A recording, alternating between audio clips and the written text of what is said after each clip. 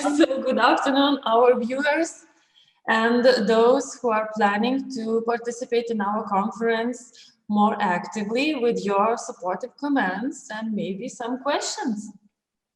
Welcome everyone, and we hope that those who are still trying to join us to connect us will do so. So they are kindly welcome. Okay. Yes. So I am Roberta Mokerova, teacher of English, and my colleague Jivile is here. Hello. And Rasa is also Hi. teachers of English, and we will be your host today. And as usual, welcome to Klaipėdos Ernesto Galvanausko's Vocational Training Center. And first of all, in order to avoid unnecessary technical problems, please turn off your microphones and your cameras while you are not speaking or while you are not presenting, okay? And also feel free to leave a positive comment or maybe some feedback for the presenters in the comment section of this Zoom meeting, okay? And now, as you have seen in our program, this year is really special for our training center. We are celebrating the 50th anniversary, and therefore we have many events, and this conference is no exception. Because of that, I am going to give you some facts about how our training center started, how it developed those 50 years ago. So, in 1972, Klaipėdos Vocational Training and Rehabilitation Center started its work. Later, the training center went under many reorganization stages, and the title of the training center also changed many times. But it was working all the time as a vocational training center for adults. But in 2016 or 2016, Klaipėdos Construction School was joined to Klaipėdos Vocational Training Center, and with the new title, which now is Klaipėdos Ernesto Galvanausko's Vocational Training Center, we are all working hand in hand, and we are teaching students and adults in our gymnasium, construction and business, health and rehabilitation, transport, and continuous training departments. So now we are quite big, a big organization. Yes. So the word literacy has become a buzzword nowadays, apart from its traditional definition, that of the ability to read and write, and 21st century person is expected to have different kinds of literacies, including financial, scientific, media, cultural, digital, critical, and above all, information literacy. So, what is information literacy? Yes, that's what you had to think about for today. And the term is defined in numerous online sources, and in general terms, it's about a set of abilities or requiring individuals to recognize when information is needed and have the ability to find, to evaluate, to organize, to use, and to communicate it effectively. Yes, that is all very well, but you know, it's easier said than done, yes, because technologies are changing constantly, and they provide us with so many different sources of information, graphical, audiovisual, textual, and etc. Furthermore, information which reaches us is becoming more diverse, more abundant, and very often unfiltered.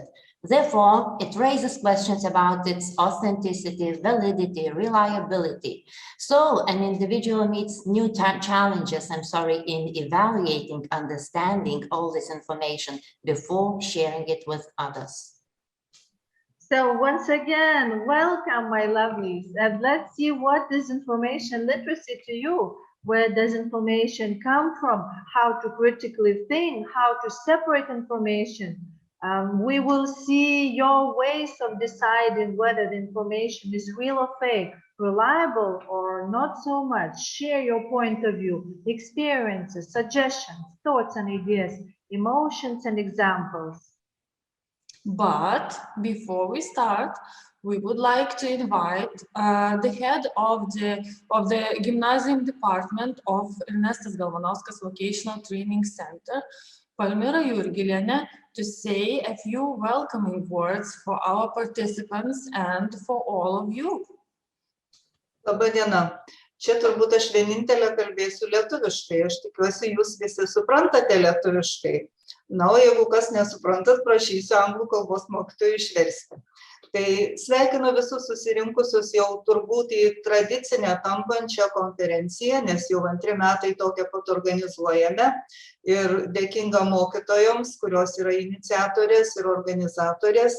Ir labai yra gerai, kad mes turime IT ir galime toli nekeliaudami ir labai greitai atitrūkę nuo pamokų pusdienį susijungti į konferenciją. Kiekvienas susitikimas praturtina mus ne tik tai naujomis žiniomis, bet ir naujomis pažintimis.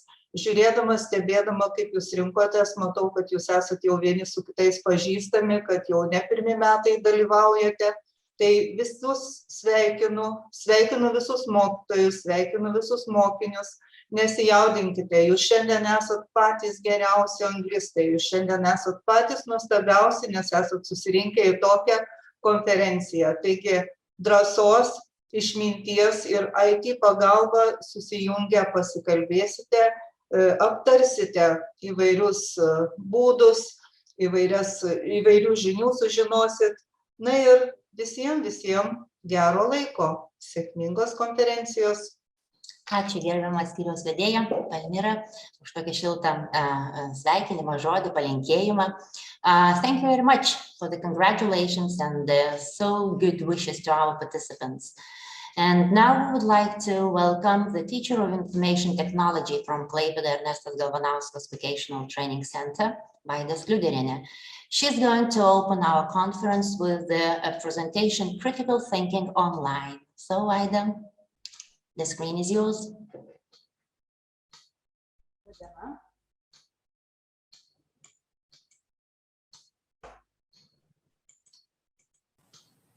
Sveiki, esu Vaida Skliuderienė ir šiandien kalbėsiu apie kritinį mąstymą naršant internete.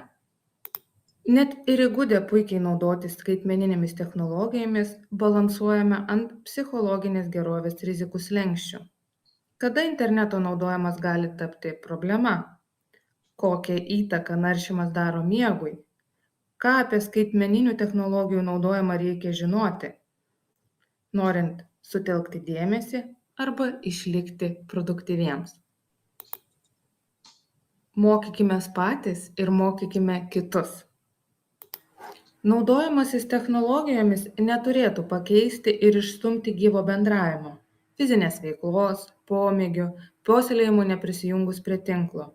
Svarbu ir tai, kad naudojimasis technologijomis nekenktų kūnai ir psichologiniai sveikatai, netrukdyti miegui, netaptų priklausomybė. Kruopščiai tinkirinėkime tai, ką matome internete, pradedant nuo netgi iš mokyklos siunčiamų laiškų, baigiant reklamomis internete. Išmokime vertinti šaltinį, turinio kokybę ir patikimumą. Apsaugokime savo ir kitų asmeninę informaciją. Informaciją keiskime išmokę interneto saugumo pagrindų. Pavyzdžiui, sukurti tvirtus slaptažodžius, naudoti privatumo nustatymus ir gerbti kitų privatumą. Tinkamai naudokime kitų žmonių darbais. Pasaulyje, kuriame bet ką galima nukopijuoti, labai svarbu išmokti teisingai cituoti šaltinius. Viskas, ką veikiame skaitmeninėje erdvėje, bendraujame, kuriame, dalinamės, komentuojame, palieka pėdsakus visame žiniatinklyje ir visus šios pėdsakus gali pamatyti kiti. Gerbkime vienas kito idėjas ir nuomonės. Skaitmeninė erdvė siūlo fantastiškas galimybės. Norint, kad šis platus virtualus pasaulis tinkamai veiktų, jame visi turime būti atsakingi ir geri skaitmeniniai piliečiai. Apie kitas grėsmes papasakos mano mokiniai. They show up in almost all internet platforms. To persuade clicks on ads, all sorts of different tactics are used. Questions, interactive games, scandalizing clickbait titles, and deceptive titles about the web, celebrities, and etc. A distinctive feature about internet ads, they encourage you to spend money. It's eye-catching, shocking, and unbelievable news promised by headlines. Their purpose is to catch the user's attention and provoke them into clicking. Clickbait content usually doesn't satisfy the user's hopes. After opening the page, you find everything except what was promised in the title. You hear the phrase, "You won't believe this," but the unfortunate reality, it can be a very unpredictable or poor content. Deepfake is the name of the technology that allows anyone to edit people's faces into videos or photographs in especially high quality, creating shocking and unbelievable content that in reality never happened. It becomes almost impossible to tell apart a real person from the one created by the computer. This type of misleading information is used for blackmail purposes. Deepfake became popular after pornographic videos of politicians and celebrities went viral. Fake news is a wide term, which first meant untruthful and often sensitive information was spread throughout the news reports. It's more and more recognized that fake news is a broad term. It can mean a conscious lie, partly untrue or side stories, propaganda, or even satire. Scamming is when the users promise to receive or give exchange for revealing information. For example, send forged tickets or other non-existing products. It can be a letter in which they try to get your internet connections or bank information. Clever scammers often use very reliable-looking email letters, websites, or messages that look like they're from reliable institutions, but that is not the case, which is why recognizing scams is a very good skill to have. I hope you stay safe.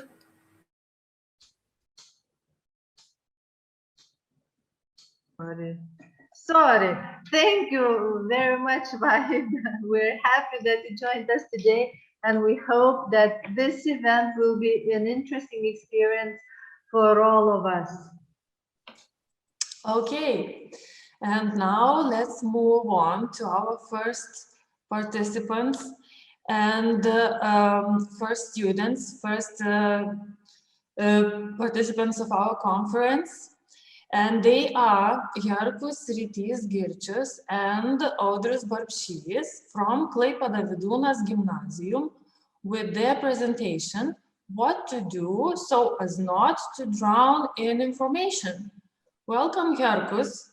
Welcome, Audrius. Hello. Okay, so the screen is yours.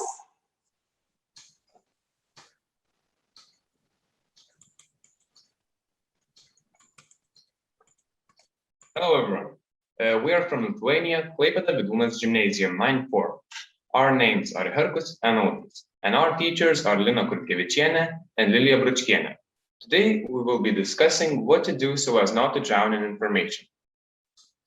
Today's sufficiency of information. In today's day and age, information is very easily accessed and widely spread. According to the latest data, over 65% of people have access to the internet. There is correct and incorrect information. Incorrect information has two types, propaganda and fake news. Propaganda is information, especially of a biased or misleading nature, used to promote a political cause or point of view. And fake news is false or misleading information presented as news. Fake news often has the aim of damaging the reputation of a person or entity, or making money through advertising revenue. It's more important now than ever to select the correct information because different interest groups believe that the other group is spreading propaganda. Therefore, it's important to know how to check the sources and their validity. This has to be done from a young age, particularly starting from school. Therefore, we are proud to have such an opportunity not to be victims of misinformation. In our school, we have multiple ways how to deal with massive load of information. One of them is integrated projects.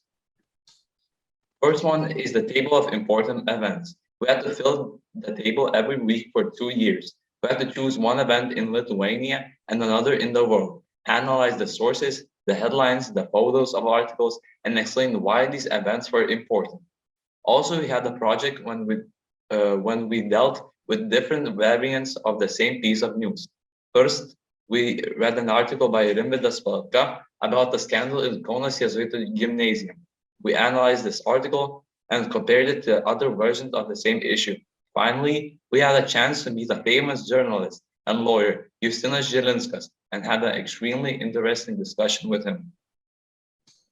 We also had several integrated projects associated with the news. We had to create a collage. You see it as the Statue of Liberty in the slide. And we had to also provide information on how the news are related to images. My classmate states that many of the events discussed in her table are related to elections. In the collage, Lithuania's flag represents online voting system, which doesn't work, while the flag of the USA means intense election battles. She also notes that are many violations of democratic elections in other countries, such as Belarus. The Statue of Liberty in her work, with its mouth shut, is also a symbol. The other integrated project was related to art. We had to choose a famous work of art and link it to some piece of news, explaining the relationship.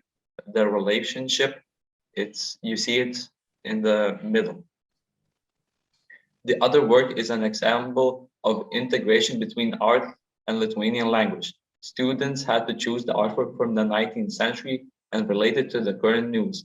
In the example presented, you see by a famous Spanish artist, Francisco de Goya, Saturn eats his son. The student explains that this picture reminds her of the conflict between Lithuania and China regarding opening of Taiwanese embassy in her country. China as a mega country has a massive power and often applies pressure to eat other countries. The third example of integrated projects is relate a piece of news to an artwork after visiting an exhibition. A student explains that he associates this work, A Happy Day by Jolanta Kizikaitė, to famous protests by šeimų maršas. He explains that he sees some kind of manipulation. In the picture, the animal portrayed could be a moose or an elk or even a sheep. The same situation is with šeimų maršas. They manipulate the concept of family, Lithuanian symbols. Even though sometimes it was all hard work when we had to get the news, analyze it, create something, still we believe it was worth it. We learned to verify the sources, to differentiate between real news and propaganda. We developed the skill of critical thinking, which is truly important for every citizen, particularly nowadays. Thank you for your time. Thank you, guys. Audrius. Well, thanks to you, we are saved from drowning in information, so to say. Actually, it is really good to know that young people know what to do with all that information overload and the like. Okay, thank you very much once more. And now let's continue. Let's move on to some other two presenters from Klaipėdos Ernesto Galvanausko Vocational Training Center, Matas Alšauskas and Alvyda Gailiūnaitė. Hello, are you there? Yes, we are. Okay, thank you. So your presentation is going to be how to not get misinformed. Okay, so let's listen. Let's see what you've got for us. So, hello everyone, nice to see you. I am Matas. And I'm Alvyda. And we present to you a video how to not get misinformed.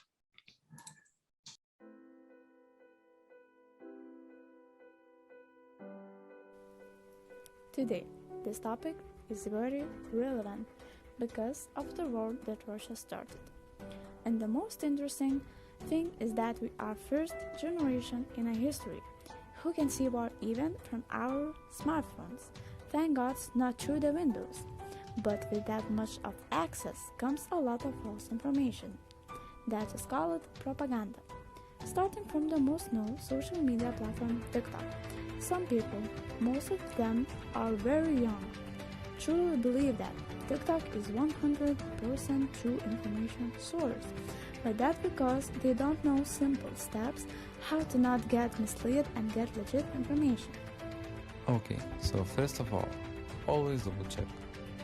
What is double check? Let's say you scroll through TikTok or Facebook and you see article about something important. Like let's say some nonsense thing happened that Lithuania is again in lockdown. First of all, don't panic. The most important thing.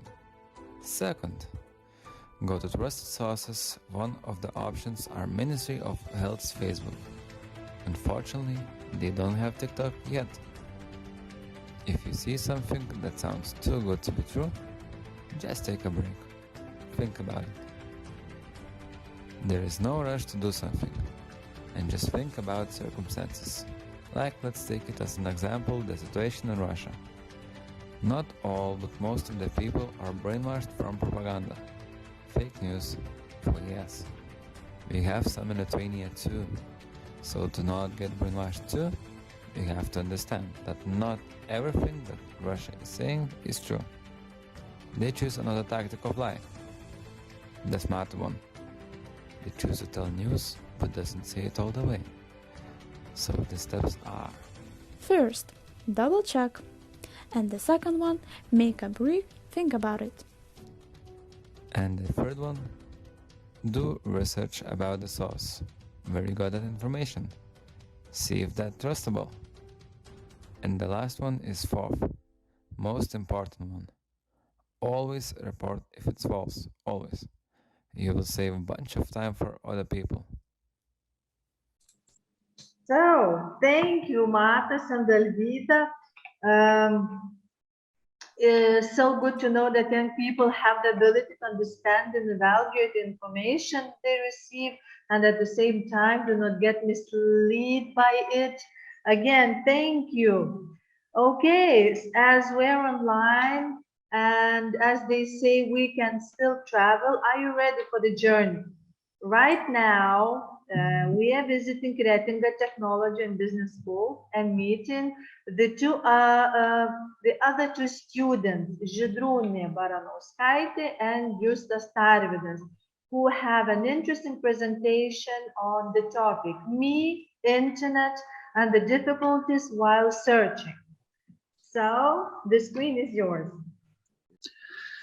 Pirmiausia, porą žodžių nuo mokytojo, kad mes esam paprasti, bet neprasti ir, well, it's not more of a presentation, it's like sharing in a simple way. Please be kind to us and imagine that it's, well, you're looking at a news report, something like that. Okay, no problem. Without any slides, sorry, my mistake. So, Žydrūnė.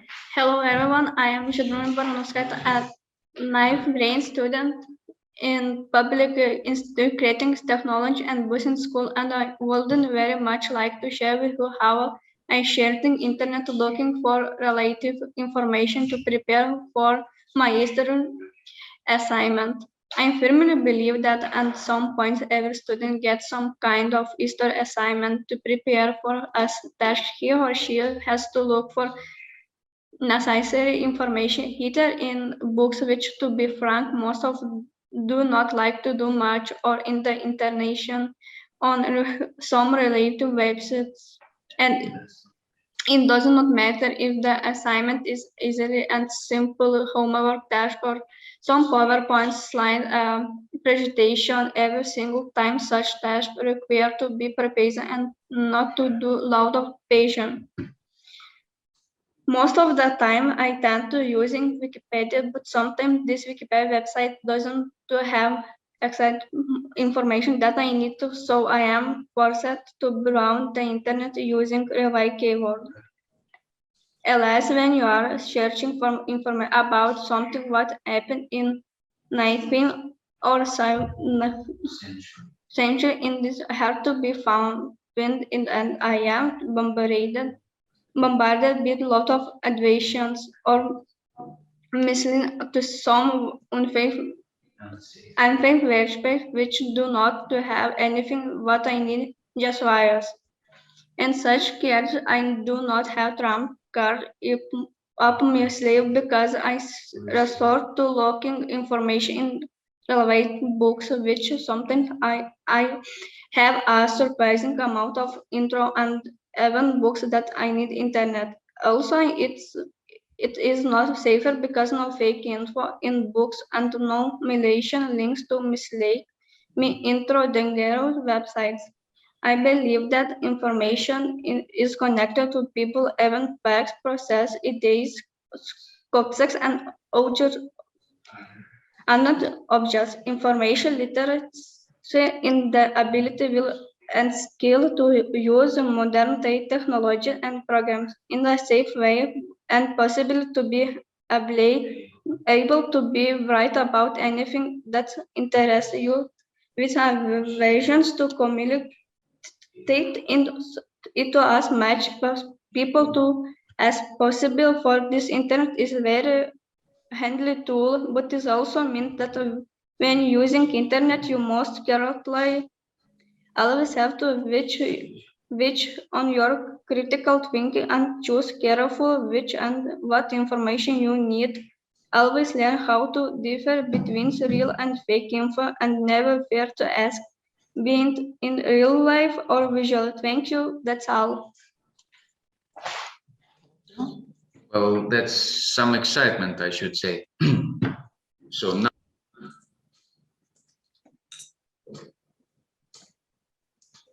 Okay, thank you, Žydrūnė. Now Justas, yes, we'll continue. Hello, dear fellow students and respected others. My name is Justas Tarvidas. I am 11th grade student in public institution Kretinga and Technology Business School. And today I'm gonna talk to share my experiences concerning me, internet, and difficulties while searching.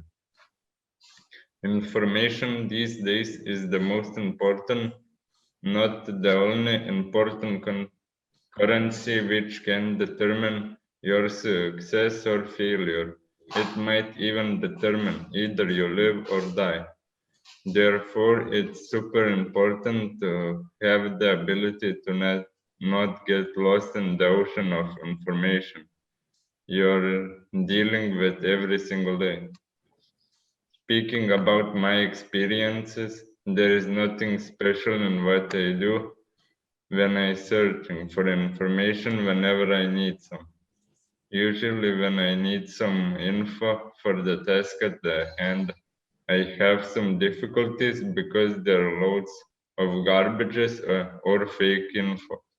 And it is a rather arduous task to search and find exactly what I need. I have noticed during my searches, besides fake info, which might mislead you, there are a lot of various viruses that can steal your sensitive data and or even hijack your whole computer. But at the same time, internet can help me invest money. It can help me to reach out to other people, which I could not otherwise. I can play games or do tests assigned to me. In good old times, one had to search for relative information in 3 ways. Either you look into books, either you look into newspaper, or you can simply go and ask an intelligent person. But these days, you can resort to Wikipedia, which is the easiest way, although not the safest one. There are many web pages besides Wikipedia where you can find easily what you need along certain dangers. In my opinion, things of today is that people are more likely to look info on internet than in books or go ask directly an intelligent or wise person. What all this means? It means 2 things. we have a powerful tool like internet and instant access to gigantic amount of certain info. Therefore, we have to be prepared when using this tool. And my motto is, do not start searching anything unless you know exactly what you are looking for and have the right question at hand. Also, this means that the more we resort to internet, the poorer our social skills get and we lose the grip on real life. Thank you. That's all. Well, thank you so much, Žydrūnė and Justai. They didn't choose the easy way out, yes? Because talking without a presentation is something, yeah? So good job, I loved it. So I think you showed us that we are not alone in our problems, yeah? If of that internet search and so on. And there is only one thing left to do, that is to face them, to solve these problems, yes? So thank you very much. It's good to have you here today.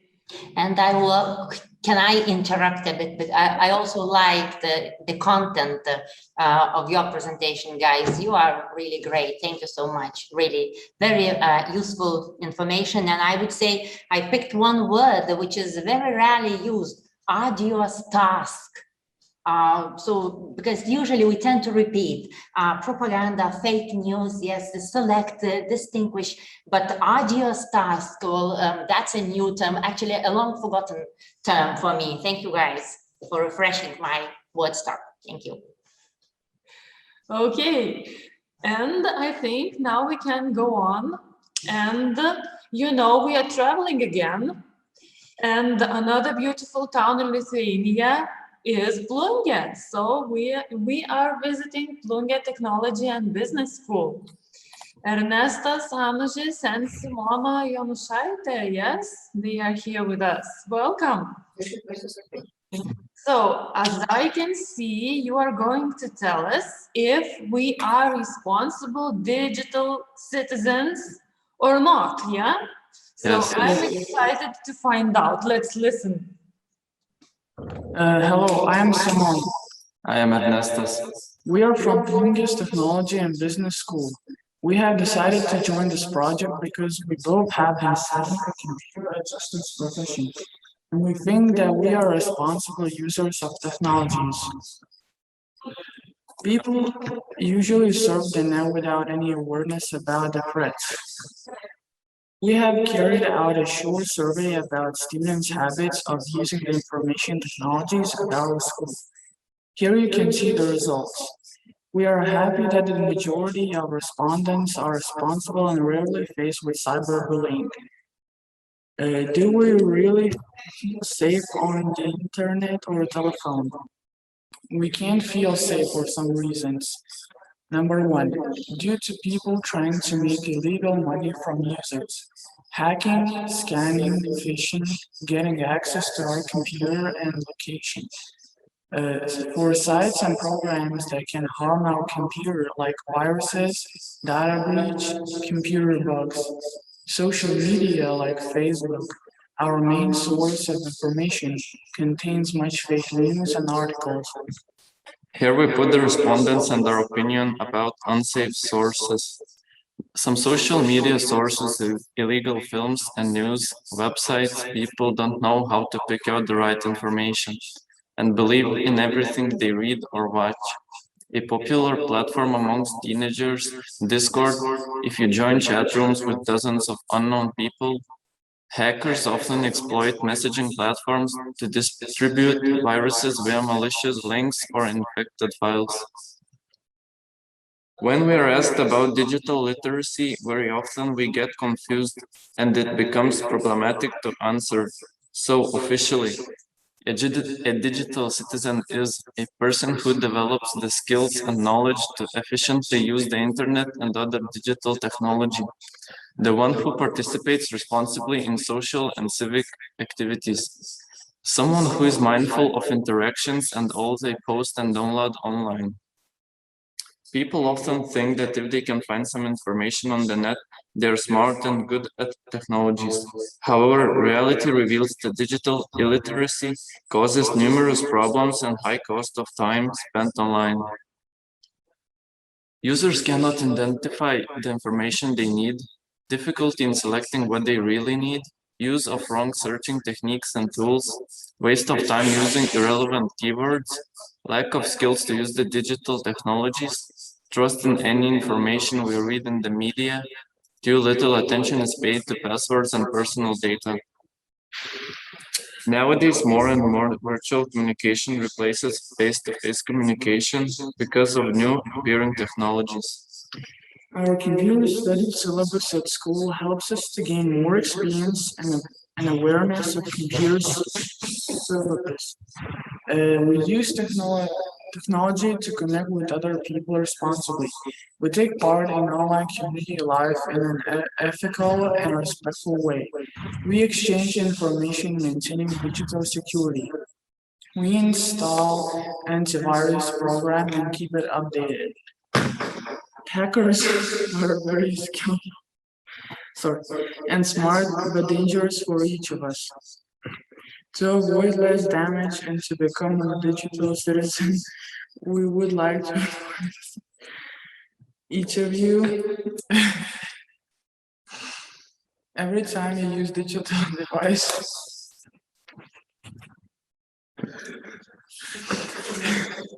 trust but check.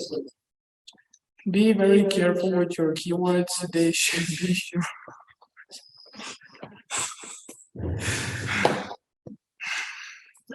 Learn how to select the relevant information from any sources. Explore the security tools you install. Use unique password for every login. Finally, we would like to finish our presentation by a clipboard style words. Treat your words password like a toothbrush. Don't let anybody else use it and get a new one every 6 months. So we wish you were modern, curious, and responsible digital citizens. Thanks for your attention.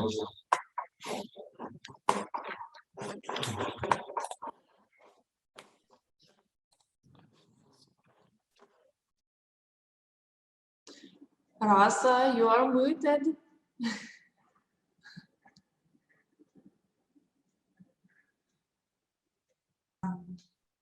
I don't know how come. I'm so sorry. Actually, I had such a long speech.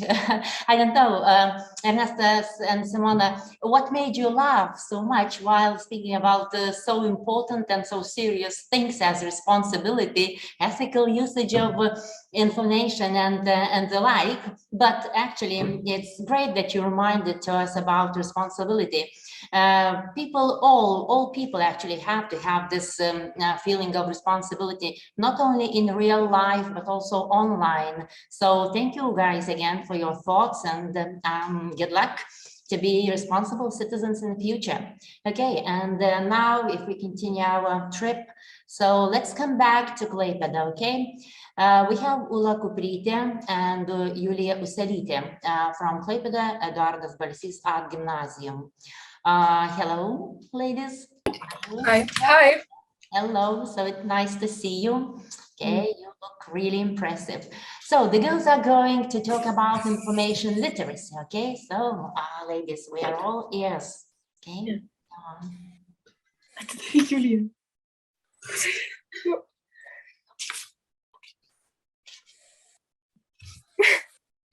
Hello everyone, we are Ula and Julia from Klaipėdos Eduardo Balsio Gymnasium. And we will present you a presentation about information literacy. When you need an answer for a question or information about something, what's the first place you go to? Internet. And I can't blame you, because it's just such a comfortable way to fulfill your needs. Need a recipe for brownies? Go on the internet. Want to grow tomatoes in the backyard but don't know how? Internet does. Can't remember when the World War II happened? Guess what? The internet will tell you. And the list goes on and on. Information is learned or provided facts about someone or something.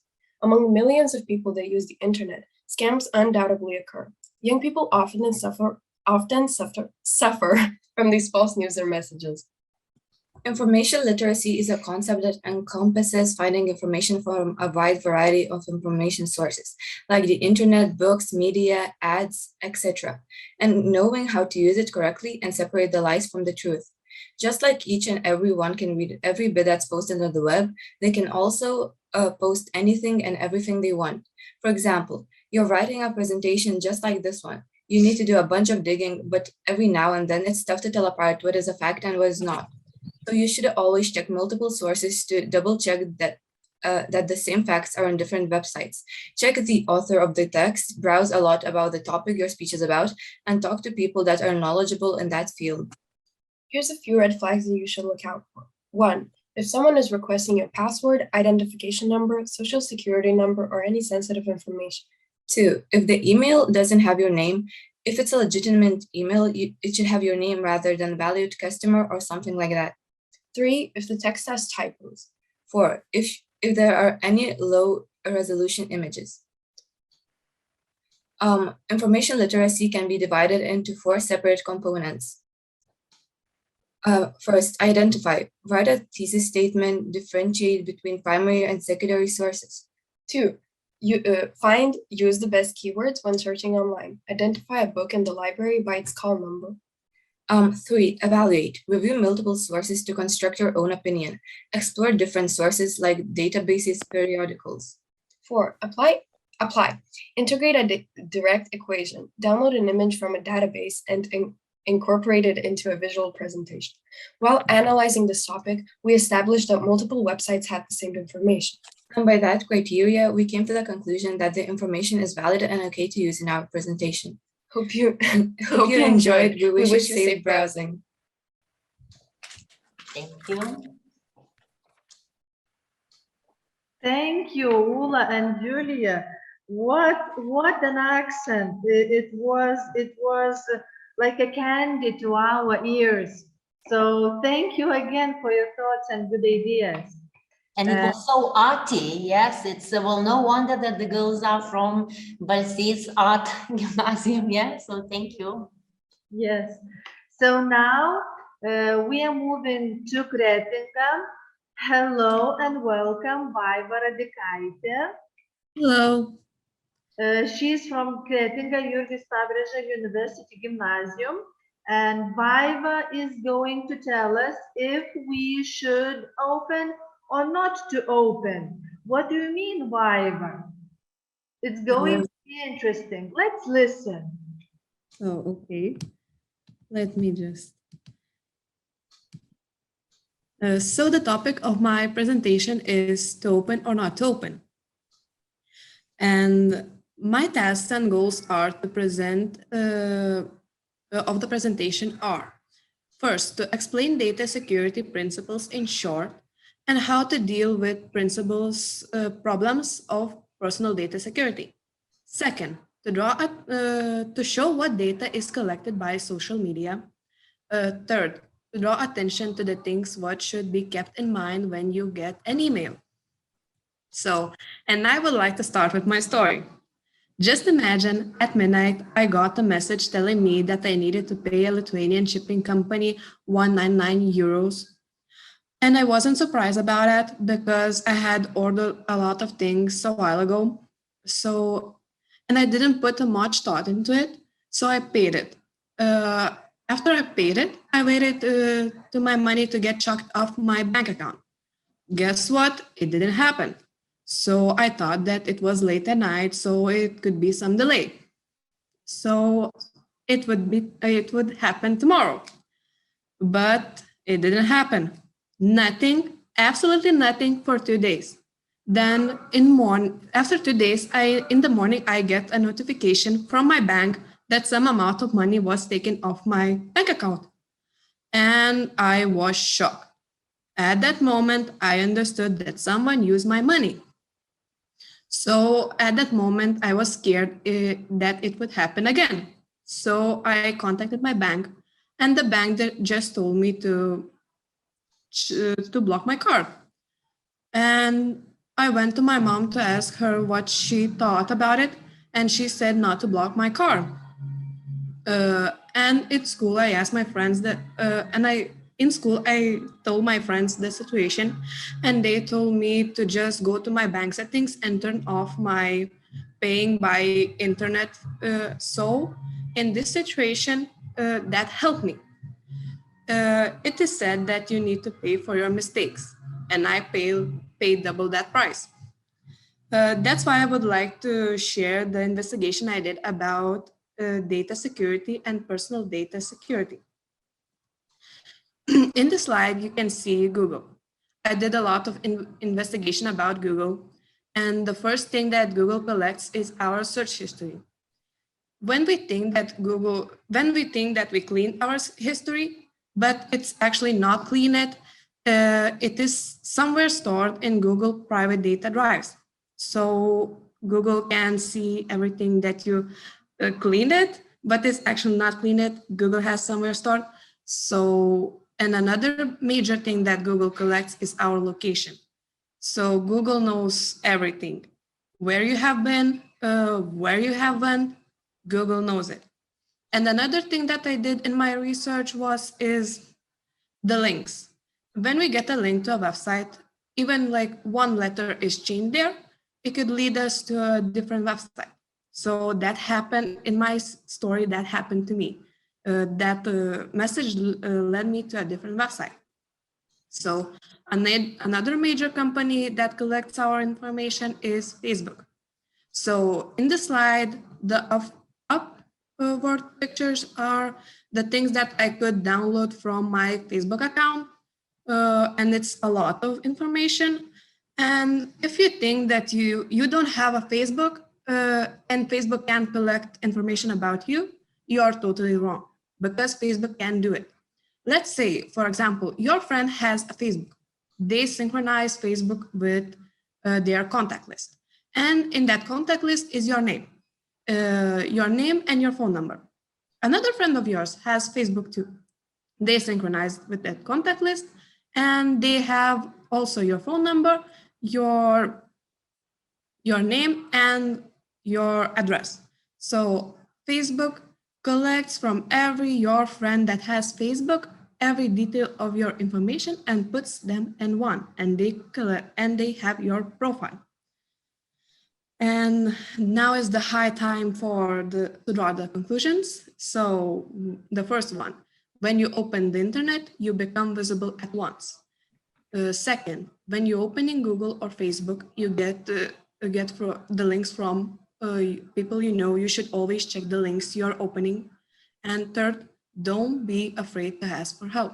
So that will be all. Thank you for your time. Thank you very much. Wow, that's serious, Vaiva, I think. Thank you so much.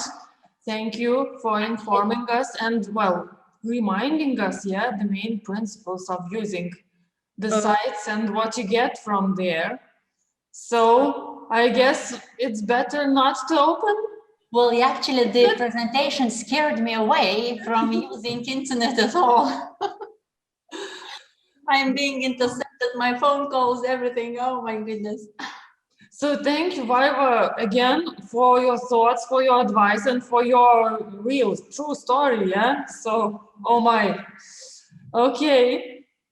How are we going to move on? I don't know, but we have to. So let's go back to Klaipėda, okay? Let's go to Klaipėda Aukuras Gymnasium.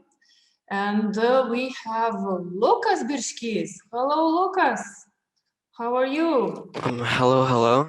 I'm gonna open up my slides in a second. Your topic is information literacy. So we are looking forward to your presentation. Okay, can you see the slides? Yeah. Okay. So today I will talk about what is information literacy. Information literacy is knowing when and why you need information, where to find it, and how to evaluate, use, and communicate it in an ethical manner. It is an essential thing in our daily lives for improvement.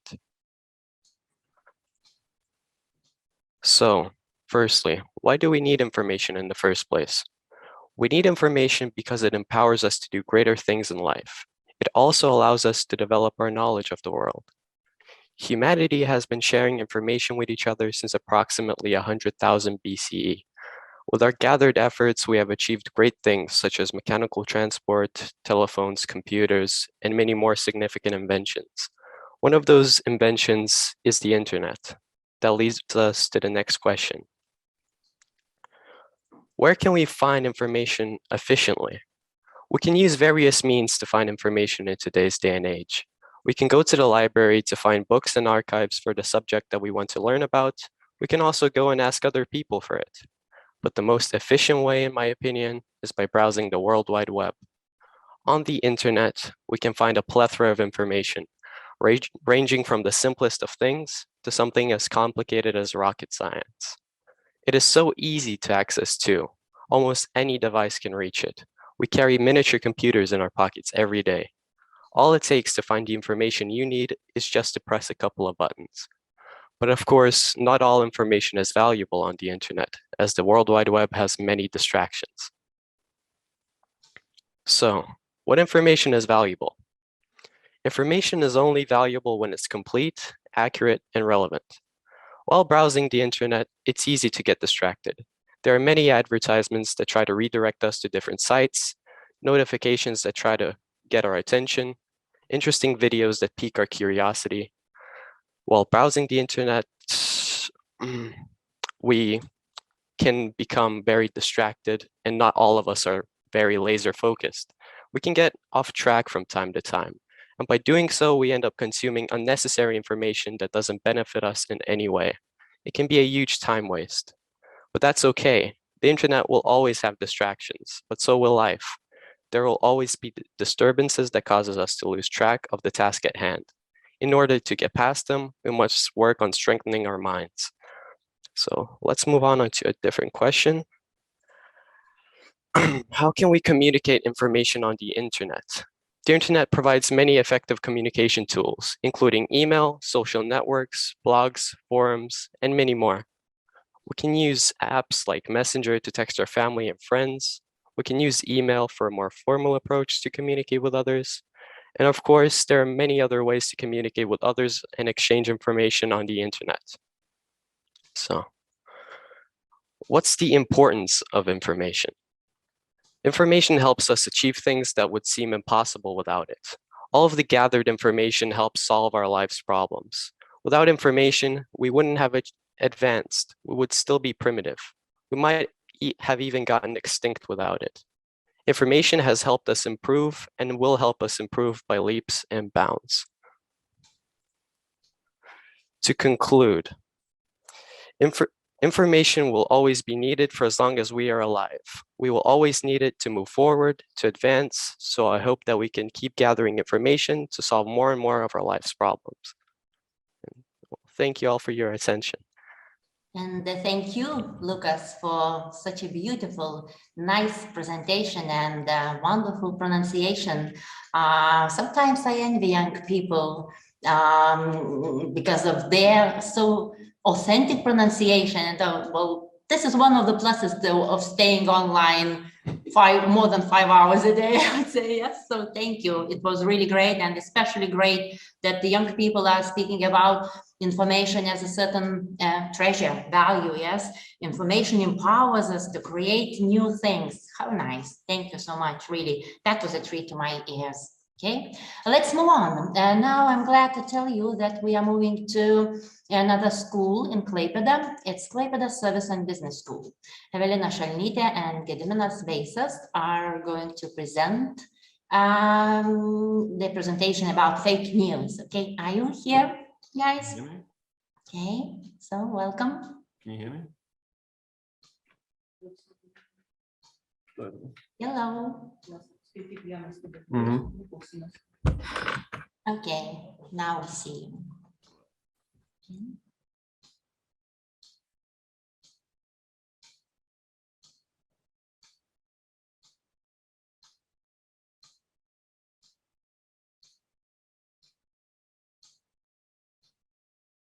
We can't hear you, unfortunately.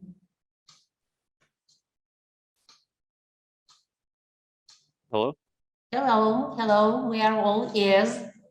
Okay, today I'll be doing a presentation on fake news. I'm gonna turn it on in a minute.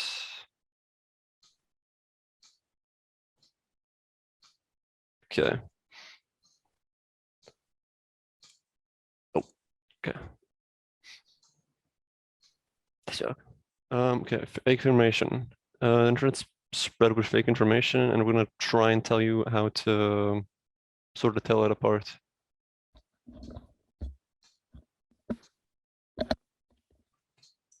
Okay, what is information? Facts provided or learned about something or someone, aka a vital piece of information. Information can come from basically anywhere when it comes to media, blogs, personal experiences, books, or just anything about on the internet. For example, how information has advanced in a way. If you were sitting in Moscow and you wanted to reach audiences sitting for, say, Idaho, you'd have to work really hard doing that. It would take time to set up systems, whereas now you can do it with a press of a button.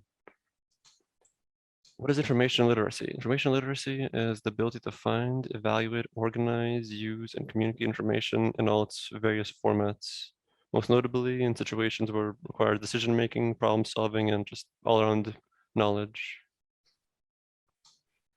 What is critical thinking? Critical thinking is an intellectually disciplined process of actively and skillfully conceptualizing, applying, analyzing, synthesizing, and or evaluating information gathered from or generated by observation. Ways to separate real/false information. Social media platforms allow almost anyone to publish their thoughts or share stories to the world. The problem is most people don't check the source of the material they view online before they share it, which can lead to fake news spreading quickly or even going viral. For example, the Kremlin has cycled through a torrent of lies to explain why it had to wage a special military operation against a sovereign neighbor, which is Ukraine. They called them drug-addled neo-Nazis. They did genocide, and they had American biological weapons factories. And they had birds and reptiles trained to carry pathogens into Russia, which is fake news. Stories that aren't true. These are entirely invented stories designed to make people believe something false, to buy a certain product or to visit a certain website. No, sorry. For example, in the 10 weeks before Russia invaded Ukraine on February 24th, Russian officials denied that it planned anything of the sort. When it did invade, the Russians denied it was a war at all. So the power of Russia's claim that invasion is justified comes not from the veracity of any individual falsehood meant to support it, but from the border argument. Stories that have some truth but aren't 100% accurate. For example, a journalist quotes only part of what a politician says, giving a false impression of what the politicians mean. Again, this can be a result of an innocent mistake. Either way, can quickly attract an audience and can become entrenched as an urban myth. For example, the Kremlin has said that Ukraine forces are bombing their own cities, including theaters, sheltering children, green zones, housing injured people, but in reality, it's the Russians that are bombing the Ukrainians and theaters in the green zones. Thanks for listening. Thank you. And that's it. Okay, thank you very much. Thank you, Evelyn, and thank you, Gediminas. It's great to hear that students really know what is fake news and what to do with it. So thanks again for your ideas. Now, let's get back to Kretinga Technology and Business School, to Daimonas Kairaitis and Julius Žiaušys. Hello, guys. Hello, everyone. Today our topic is how headlines mislead us. My name is Julius Žiaušys. And my name is Daimonas Kairaitis. We are the students of the 11th grade in the public institution Kretinga Technology and Business School. We'd like to start with some ideas about the spreading the information. More recently, the internet has multiplied the amount of information and viewpoints.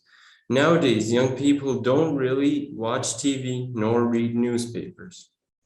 The amount of information in the internet may be limitless. We use various media, web news, social media, online videos, radio, read blogs, or newspapers. The advancements in communication technology led to the breaking down the barriers between information and people. Everyone can now express their opinion or view. But on the other hand, different media sometimes present suspicious information. In lack of time, many of us just take a quick look at the headlines and do not read the entire story. Let's stop here and make a very short survey. How well you are doing. You're going to use Mentimeter.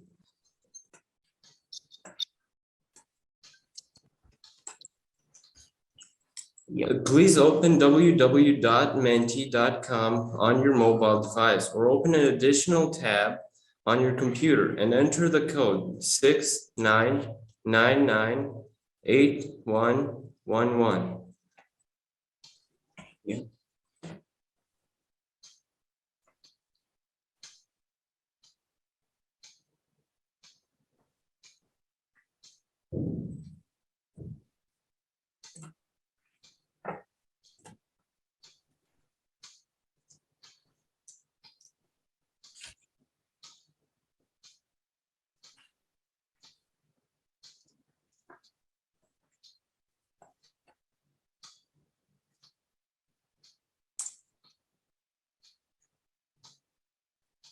Very interesting.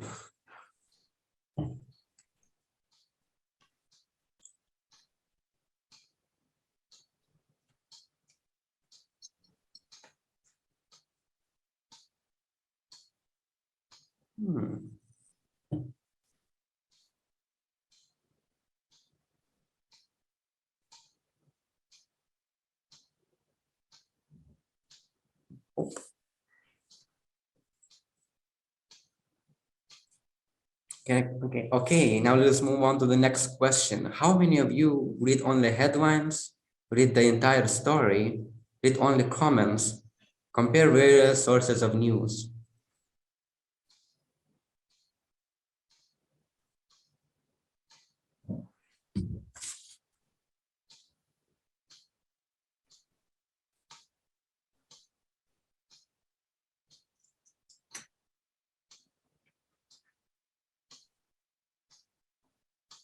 So it seems that most of you read the entire story. Only a certain percentage reads headlines and some only uses and compares various sources of news. Right.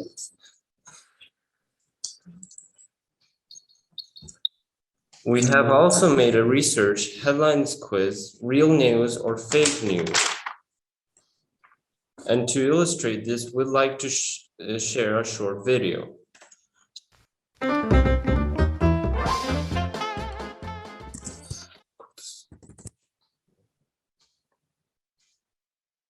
Fake or real headlines quiz. Identify which stories could be real and which are fake. NASA is installing the internet on the moon.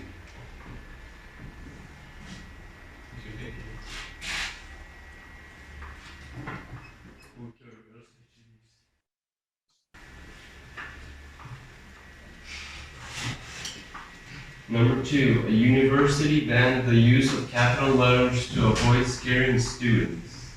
Real or fake?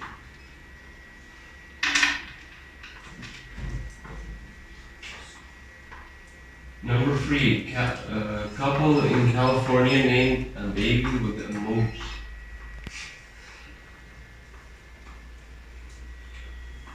Number 4, 8-year-old girl pulls a medieval sword from lake.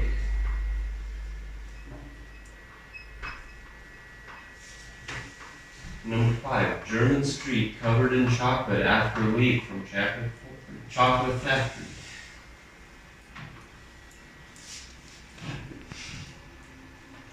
Number 6, school bans parents on sports day for bad behavior.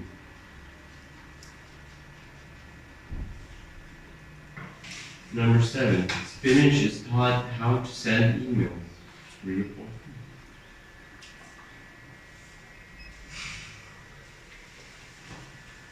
Number 8, gorilla learns to knit.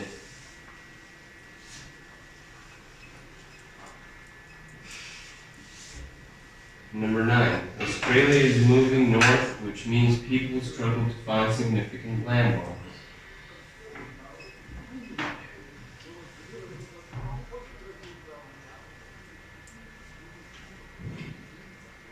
Number 10, breaking news. Buckingham Palace announces the death of Queen Elizabeth II at the age of 90. Real or fake?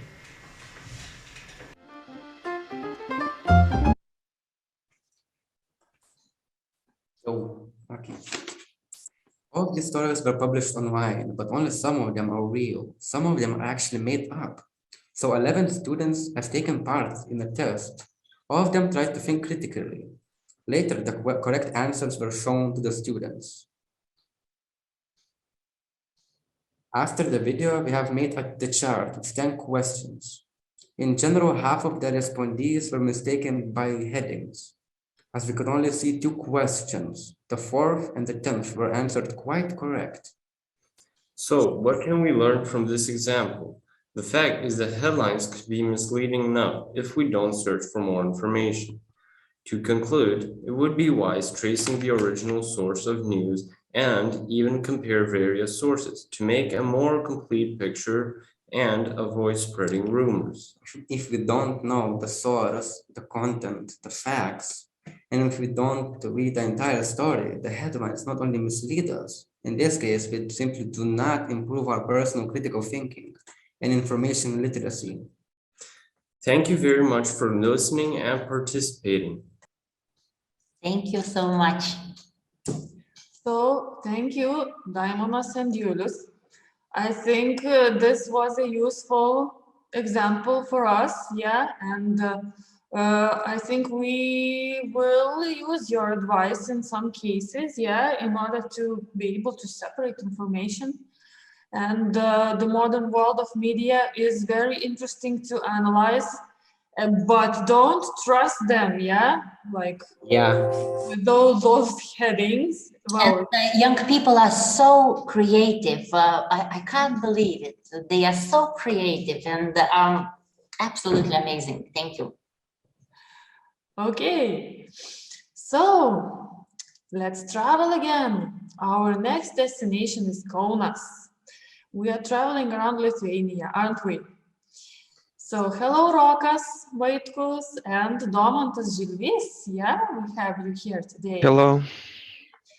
And we are at Kaunas Technical Vocational Education Center.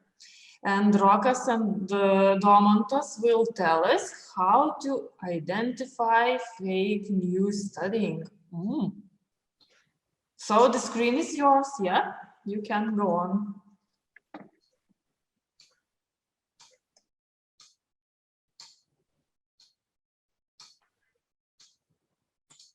Hello. How to identify fake news? We are students from Kaunas Technical Vocational Education Center. What is fake news? It's a mix of misinformation and disinformation, most of it being fiction, satire, and other efforts to fool readers into reading mimics in the form of mainstream news with the hope of it going viral. Why is fake news made? Fake news is mostly made in order to damage the reputation of a person or entity, or making money through advertising revenue. Is fake news a real problem or just a joke? Yes, it is a real problem. These days, fake news articles get an insane amount of clicks and spread through the internet like wildfire. But how does fake news get so much engagement? Well, publishers use many tactics like clickbait and more in order to get the interest of readers. How does it affect us studying? If we fall for fake news about history, it could lead us to believe fabricated facts, which could alter the way we view humanity's historic timeline and other matters. And now my colleague will show you how you can protect yourself from fake news. First, you need to consider the source. Click away from the story to investigate the site, its mission, and its contact info. Then you have to check the author. Just do a really quick search on the author, make sure are they real and are they credible.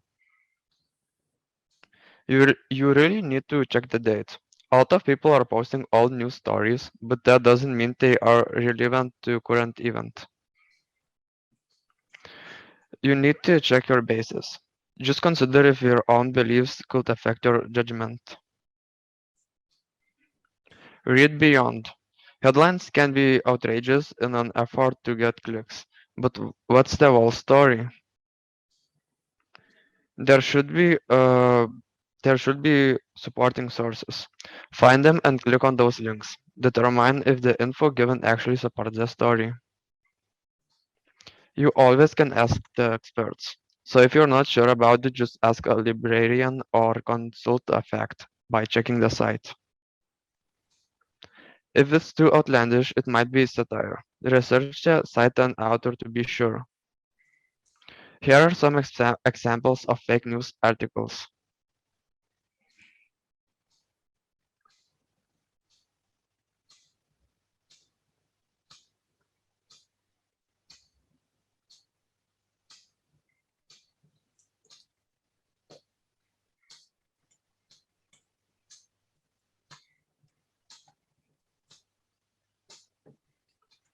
Thanks everyone for your attention and have a nice day. Okay, thank you very much, guys. Rokas, Domantas. Well, yet another report, yes, about and actually it's nice how young people will look at all those things from a different angle compared to, let's say, grown-up people. Yes, thank you once more. All of us enjoyed listening to you and learning some new ways how to identify fake news and understand it. Thank you, guys. Now, without any further delay, let's move on to Klaipėda and introduce. I would like to introduce Elija Skairytė and Delija Girdenytė from Klaipėda Eduardas Balsys Art Gymnasium. Hello, girls. Can you hear us? Hello. Hello.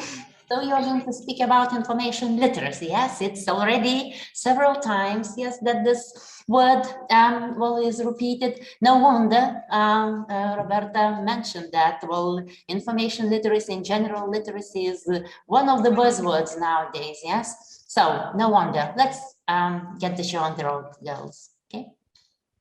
Okay. Okay.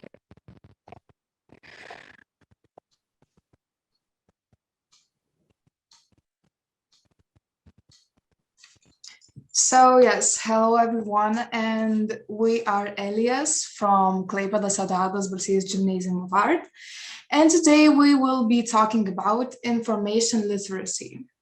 So listen and enjoy. To begin with, what is information literacy and why it is important? So information literacy is the ability to find, evaluate, organize, use, and communicate information in all its various formats, most notably in situations requiring decision-making, problem-solving, or the acquisition of knowledge. Information literacy is important for today's learners.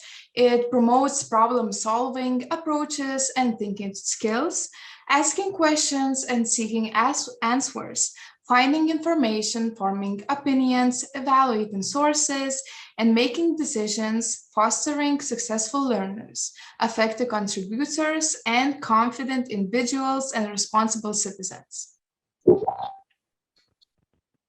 So what are the steps of information literacy? First is define. The first is that you have to define your need, your problem, or the question. You have to know what information you need. Second, find. The second step is being able to find information, locate it, access it, and retrieve it.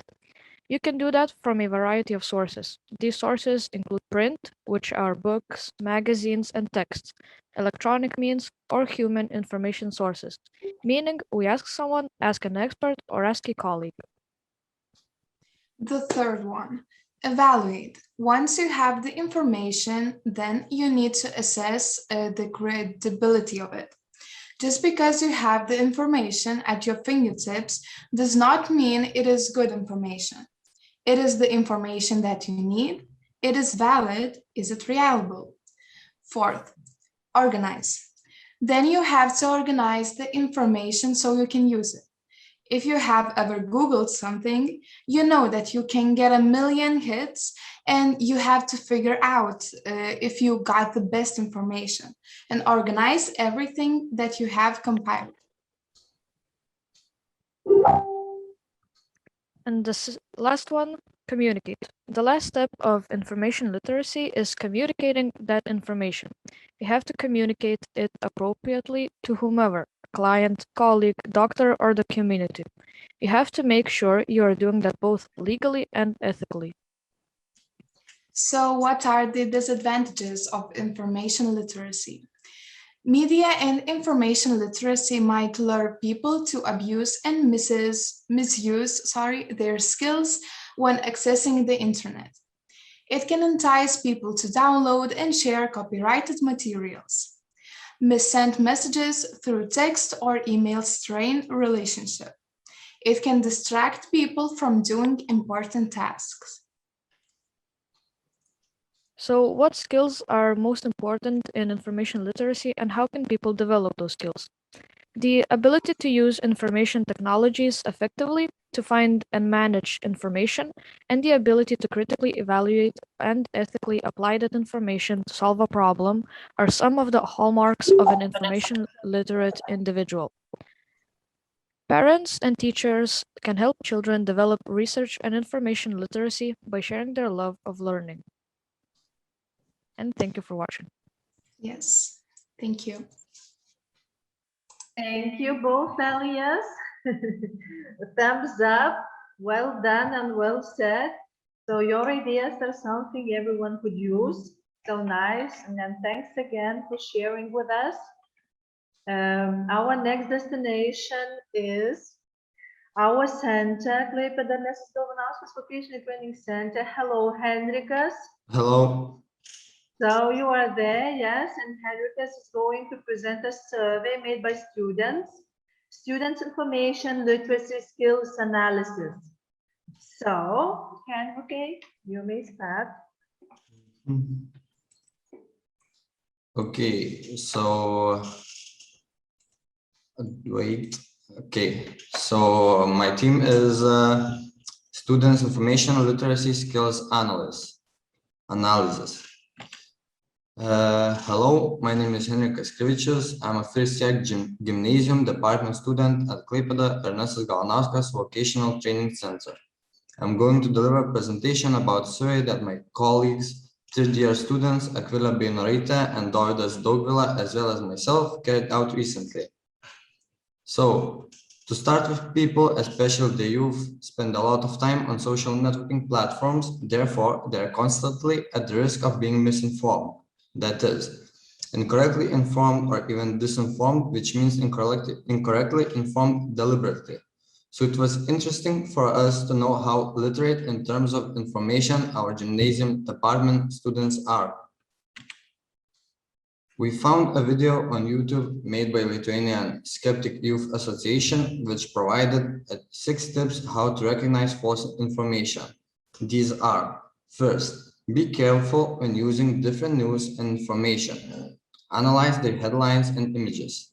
Second, reduce your time spent on social networking platforms. Turn off the dependency-causing apps and autopilot on YouTube and resist clickbait. Third, think critically and make informed decisions based on verified facts rather than emotions. Fourth, reconsider your own opinion on certain news and find more views about one or another thing before making your decisions or sharing that information with others. Fifth, check the facts, text, images, or videos that you have doubts about in other sources. Do not trust not clearly stated thoughts such as "my friend's friend says," "doctors claim that," "according to scientists, experts," and so on. Such like information is not necessarily true and accurate. On the contrary, it may be often misleading. Sixth, be part of solution. This is, share only verified information, facts, images, and videos. Based on these tips, we created an online questionnaire to learn about our gymnasium department students, information literacy skills, and opinions. The questionnaire consisted of 14 questions, 13 closed and 1 open. The respondents included first, second, third, and fourth year gymnasium department students. All in all, 83 students participated in our survey, 65.7 male and 34.3% female. The majority of respondents were third-year students, 42.9%, while second-year students were least active, 14.3%.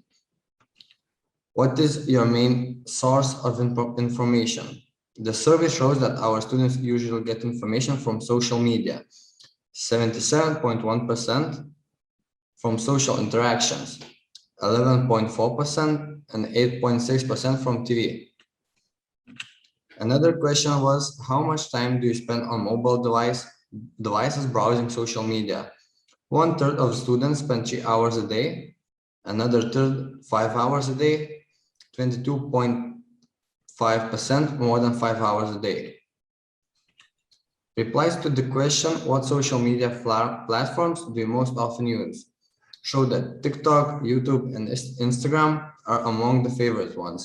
25.9%, 23.2%, and 22.3% respectively. Snapchat, Facebook, Reddit, and Twitter share less popularity among respondents. Naturally, there comes the question, which social media platforms do you consider the most inaccurate? The results reveal that even though Facebook was not a very popular platform, it was considered to be the most inaccurate by even 34.2% of respondents. The second among them was TikTok, 21.5%, which is not surprising because it's very easy to spread misinformation on such popular media platform. Do you check information accuracy before sharing it with others? 42.9% replied often, 34.3% rarely, and 11.4% always or never. To an open question of how do you select information whether to believe it or not, the respondents provided different answers, such as discuss it with friends, ask parents, adults, look on other websites, use apps to check, trace the source, think critically, check comments under the post, and so on. I asked whether youngsters click on ads promising easy money, lottery prize, or effective diet. Most of them, namely 88.6%, said never. We asked whether students ever use the Lithuanian website to check information. Is it true?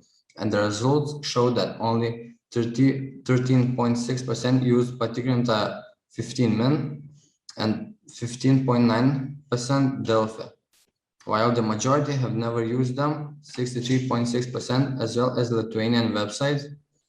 Young people also don't use international sites from information accuracy, because when asked, only 15% of them used factcheck.org, and even 67.5% have never used any of them. Nowadays, we can check if a photo or video is authentic or fake. And as we can see, most youngsters, that is 71.4%, know about that. But there is still 28.6% that are not aware of such possibility. On the other hand, survey results reveal a striking fact that even though students know that they can check facts, photos or videos, still 44.4% of them don't use photo and videos checking sites. However, 39.5% have tried Google reverse image search, and 13.2% deny. So having analyzed the results of our survey, we can make the following conclusions. First, not always do images, facts, and headlines reveal the real content of a message or piece of news. Therefore, we have to think critically and check facts before making decisions or sharing them. Second, students spend a lot of time online. They do not trust everything they see or read. They are aware of the existence of fact-checking tools and sites. Nevertheless, they rarely use them. Thank you for your time. Well, thank you, Henrique. It was great. All those facts and percent, I think you and your team made a good job, yeah? All of you should agree on that. And as we can see from the survey, that checking information, well, it's not the most important thing for young people, yeah? Yes. But critical thinking, yeah, is the key to separating the real thing from the fake one, yeah, so that's good.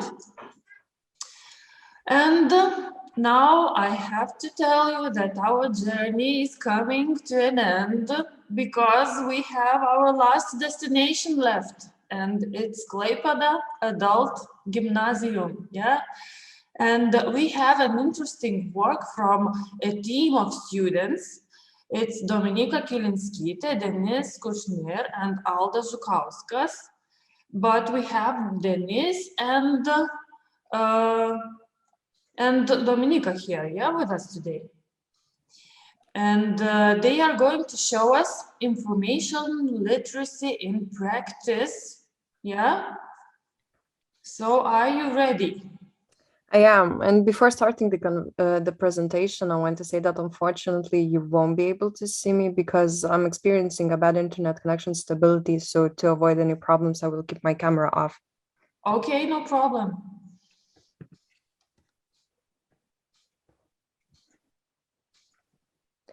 So information literacy is very close to media literacy, and all of us should know not only what information to read while surfing the internet, but also to be aware of the relevancy of the information to be shared with others for the public usage.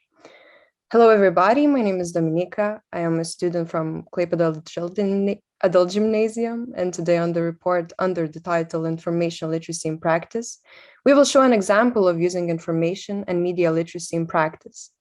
It would be the film that was created on practical session 2 years ago by the students of different levels in English. In the film, students tell about Klaipėdos Old Town as tour guides. And before creating this video, students had to find the relevant, interesting information about Klaipėdos Old Town on the internet. It was very important to focus on the information that would be delivered to others, especially to foreigners in public. Since this film hasn't been released to social networks for the public usage yet, to copy the film by all means without permission is forbidden. For better sound and view quality, we would ask you to watch the film on your own devices, and please enter the link to the film by scanning the QR code or by clicking on the link sent to the chat box.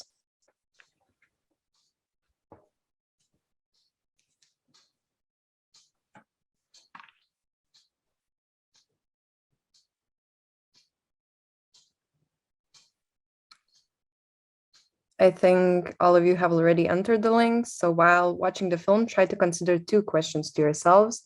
Can you learn something about Klaipėda from this film? Is the information and the view relevant to you? So enjoy watching.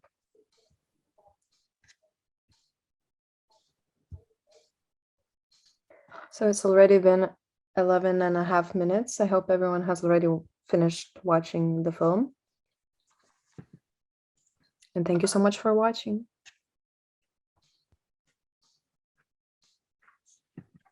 Thank you. Thank you very much. Well, actually, I would say that the topic topic of information literacy was really to the point, relevant to name a students' conference. Because students showed so many angles that we can view at information literacy from. Okay, and now I suppose we can round up, yes, our conference by mentioning some conclusions, yes. So Rasa, maybe first of all, let's thank Dominika, Denis, and Aldas for their wonderful film.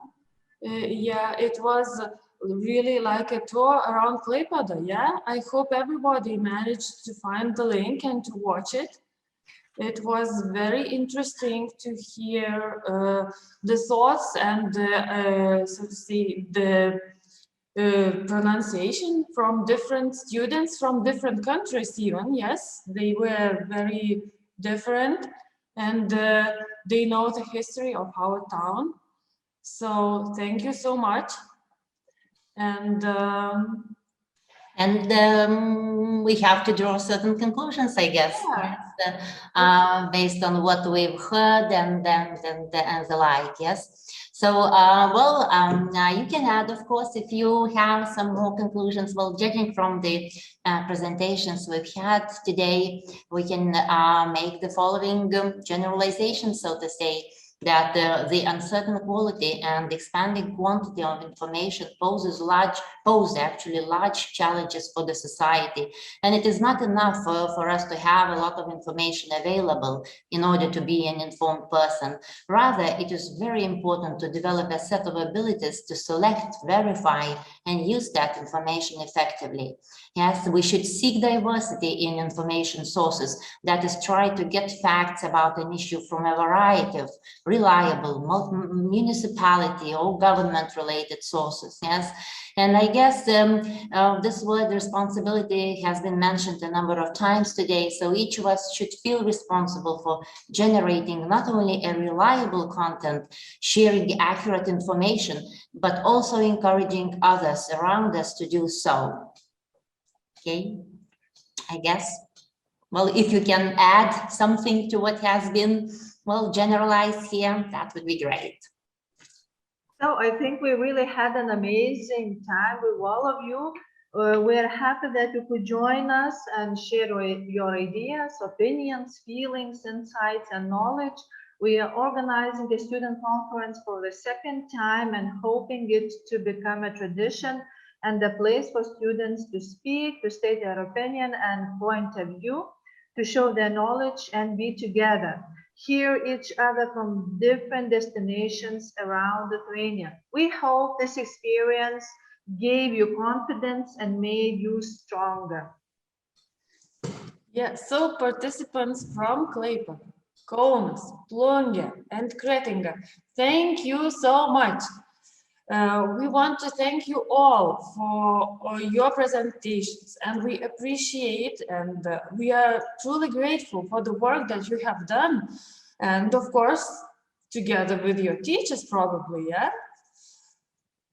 And I would also like to thank our students' teachers, because, well, today students received so much attention and so much of praise, and teachers were left somewhere behind. Yes, but actually you are also true inspirers for our young students every day, and so thank you very much. And also big thanks to viewers of the conference who registered and hopefully will picked up some good things and thoughts from this particular information. Thanks again.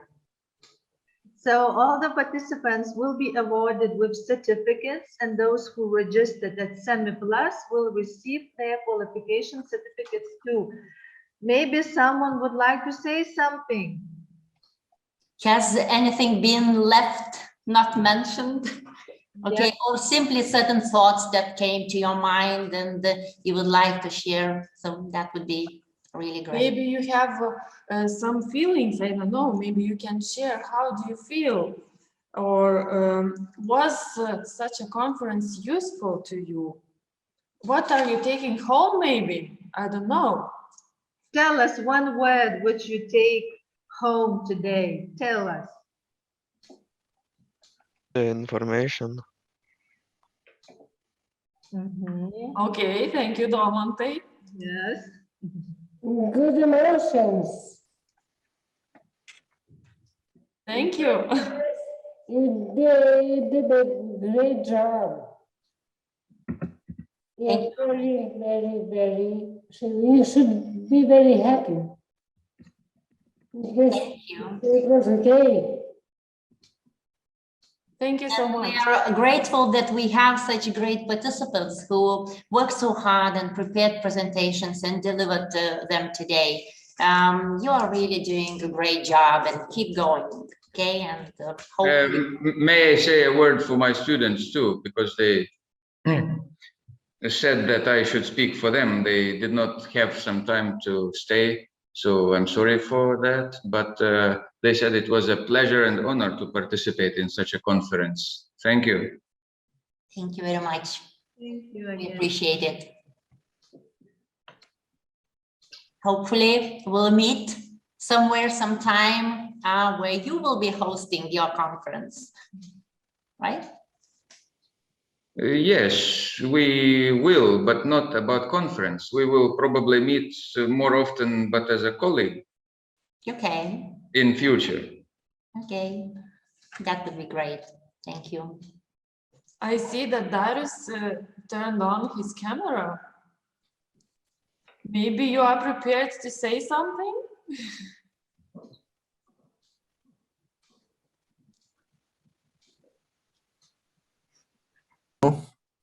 Can you hear me?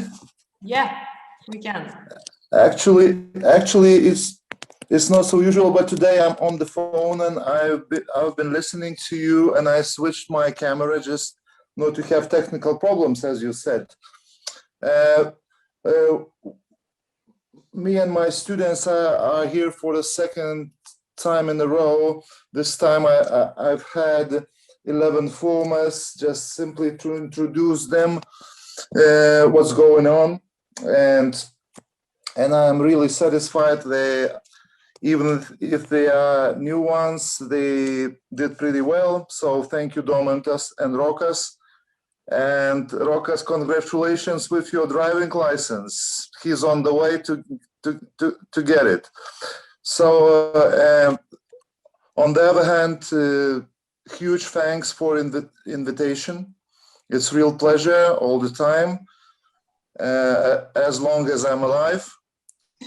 And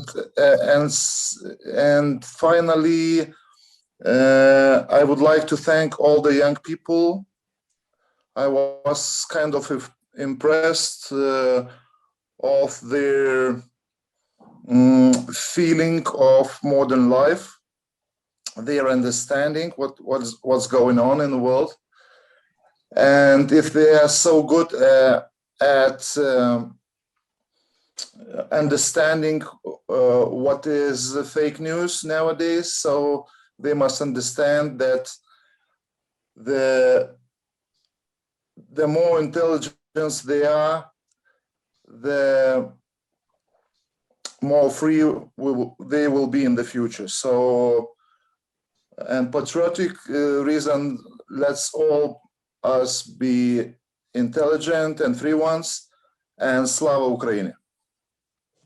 Thank you, Dario, so much. Thank you, thanks a lot.